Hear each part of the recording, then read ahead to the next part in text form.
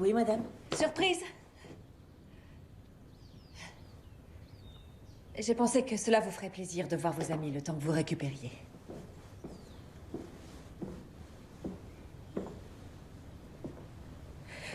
Êtes-vous surprise?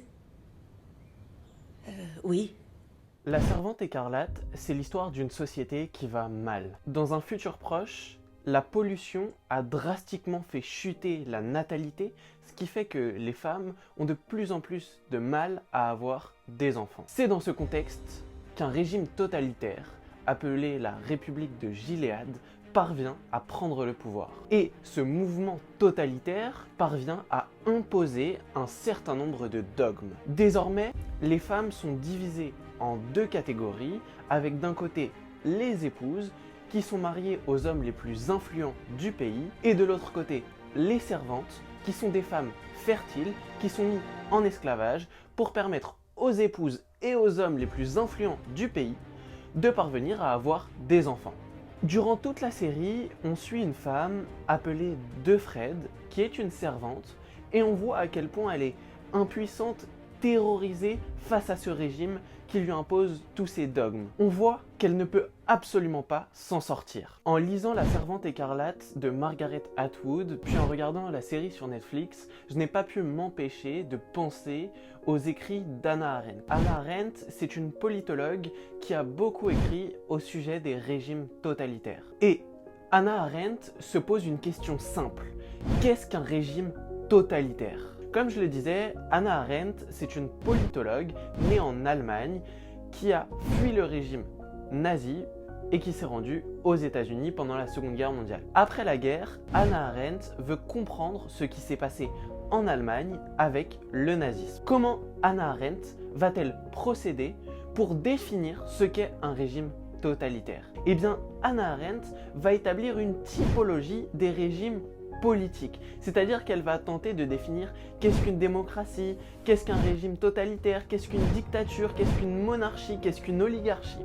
En fait, elle va classifier les différents régimes politiques. Et ce travail-là, qui consiste à faire des catégories de régimes politiques, eh bien Montesquieu l'avait déjà fait avant elle. En effet, Montesquieu avait distingué trois types de régimes politiques. La République, qui est le gouvernement de tous. Puis, nous avons la monarchie, qui est le gouvernement d'un seul pour tous. Et enfin, nous avons le despotisme, qui est le gouvernement d'un seul, mais cette fois pour ses intérêts propres. Et Montesquieu nous dit que chacun de ces régimes politiques, c'est une organisation politique avec des institutions. Par exemple, la monarchie, c'est le pouvoir d'un seul homme, la République, c'est le pouvoir de tous. Mais il nous dit que chacun de ces régimes a une valeur qui le fait fonctionner. Autrement dit, pour qu'une monarchie fonctionne, il ne suffit pas simplement qu'il y ait un roi. Pour qu'une monarchie fonctionne, il faut qu'il y ait, nous dit Montesquieu, de l'honneur. Donc, ce qui fait fonctionner la monarchie, c'est que l'on a un roi et que l'on a une société dont la valeur principale est l'honneur. Ce qui fait fonctionner une république, nous dit Montesquieu, c'est la vertu. Et enfin, ce qui fait fonctionner un régime despotique, un régime dictatorial, c'est la crainte. Dans la continuité des travaux de Montesquieu, Hannah Arendt s'interroge. Qu'est-ce qu'un régime totalitaire? Et elle apporte une réponse simple. Tout d'abord, un régime totalitaire, c'est le gouvernement d'un seul homme. En Allemagne, c'est Hitler qui a régné sur le régime nazi, et en URSS, c'est Lénine puis Staline qui ont régné sur le gouvernement totalitaire soviétique. Mais quelle est la valeur principale d'un régime totalitaire? Qu'est-ce qui fait fonctionner un régime totalitaire?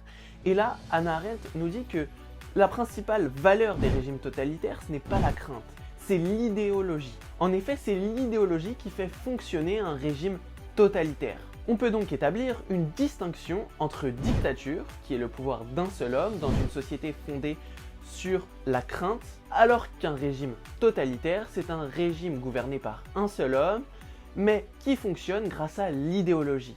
Et qu'est-ce que l'idéologie justement? Hannah Arendt nous donne une définition très précise de l'idéologie. Elle nous dit « J'appelle ici idéologie toutes les dénominations en ismes qui prétendent avoir trouvé l'explication clé de tous les mystères que recèlent la vie et le monde. » Autrement dit, l'idéologie, c'est un récit qui permet de donner du sens à l'histoire universelle, à l'histoire dans sa globalité.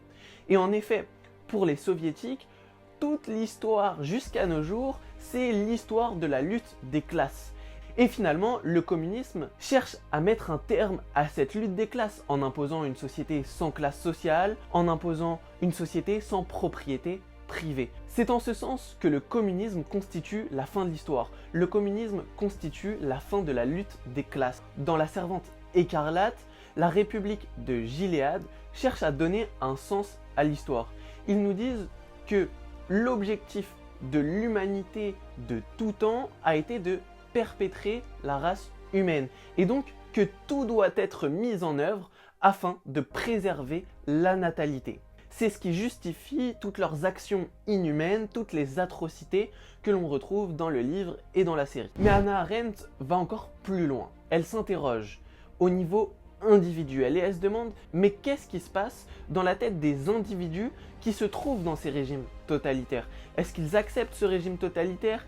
Qu'est-ce qui se passe dans leur tête? Et encore une fois, elle nous apporte une réponse très précise. Elle nous dit: les mouvements totalitaires sont des organisations massives d'individus atomisés et isolés. Et en effet, ce que nous dit Hannah Arendt, c'est que contrairement à ce que l'on pourrait croire, dans les régimes totalitaires, les individus sont très seuls, très isolés.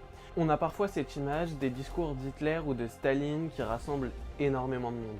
Mais ce que nous dit Hannah Arendt, c'est que contrairement à ce que l'on pourrait croire, les individus qui se trouvent dans les régimes totalitaires sont très isolés. En effet, le régime nazi ou soviétique s'est employé à détruire toutes les organisations qui rassemblent les gens, les associations, les syndicats, bref, les individus se retrouvent très isolés et les seuls endroits où finalement ils peuvent se retrouver, ce sont des endroits qui appartiennent au parti. Les régimes totalitaires s'emploient donc à détruire intégralement la vie privée.